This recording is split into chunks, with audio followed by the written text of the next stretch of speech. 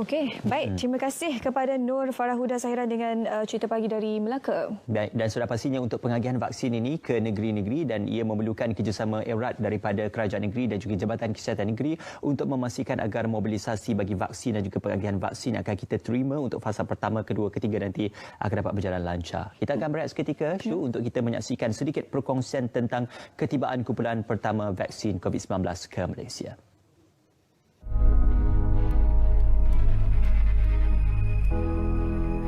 Saya akan menjadi antara individu pertama untuk menerima suntikan vaksin COVID-19.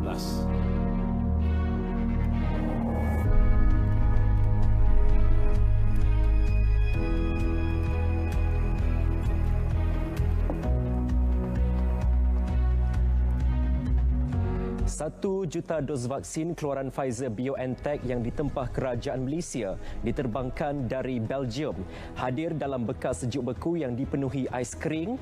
Ia sejajar ketetapan penyimpanan vaksin pada suhu ultra sejuk iaitu negatif 75 darjah Celsius. Tujuannya bagi menjamin kualiti dan keselamatan selain tahap keberkesanan vaksin pada kadar 95% itu kekal terpelihara. Infrastruktur penyimpanan dan pengagihannya oleh Kementerian Kesihatan KKM juga sudah disediakan sebaik mungkin. Sehingga akhir Januari, 13 unit peti sejuk ultra rendah ULTF dan 43 unit peti sejuk muatan atas TLD telah diterima fasiliti kesihatan KKM dan Angkatan Tentera Malaysia ATM. Bagi para petugas kesihatan, mereka turut dipersiap bagi mengendalikan produk vaksin sepanjang proses imunisasi. Sejak awal Februari, program latihan telah pun bermula secara berperingkat. Fasa pertama program imunisasi daripada 3 fasa keseluruhannya melibatkan 500,000 petugas barisan hadapan. Setiap seorang perlu menerima 2 suntikan dengan dos kedua diberi pada hari ke-28. Justru penilaian risiko perlu mengambil kira faktor demografi dan kewangan penerima vaksin bagi memastikan mereka dapat kembali mendapatkan dos kedua. Ia sekaligus memberi cabaran besar. Faktor geografi perlu dikaji khususnya di lokasi berisiko selain kawasan-kawasan pedalaman yang sukar diakses. Untuk itu, sejak Januari, KKM telah pun melaksanakan beberapa latihan awal pengurusan logistik. Latihan pertama melibatkan pengedaran vaksin ke Klinik Kesihatan Belaga, Sarawak. Ia terletak 178 km atau 4 jam perjalanan darat dari bandar terdekat iaitu Bintulu. Hasilnya, bekas sejuk beku berjaya mengekalkan suhu simpanan produk antara negatif 90 darjah Celsius hingga 60 darjah Celsius. Saudara, impak penularan COVID-19 terhadap aspek kesihatan, sosial dan ekonomi hanya akan dilihat setelah program imunisasi besar-besaran dilakukan. Ini bermakna kejayaan untuk bebas daripada pandemik lebih menjurus kepada persoalan bilakah orang terakhir akan divaksinasi berbanding orang pertama menerimanya.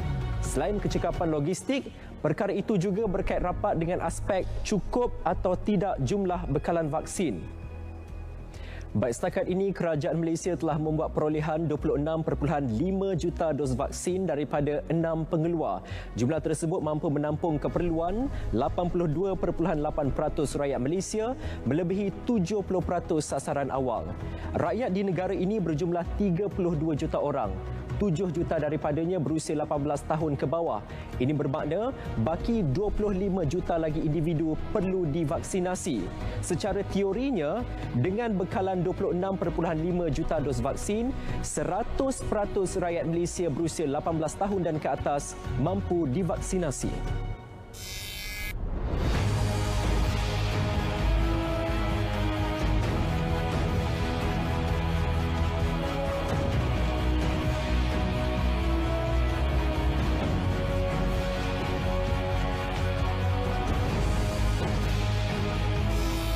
Jelas sekali persiapan rapi sudah dilakukan.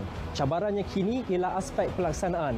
Jika tidak ditangani dengan baik, vaksin akan rosak sekaligus menyebabkan kerugian baik daripada aspek kewangan maupun tenaga manusia. Justru, marilah seluruh rakyat Malaysia menggembling tenaga dan sumber yang ada bagi menjayakan program imunisasi kebangsaan ini. Andy Reza Rohadian, Berita RTM.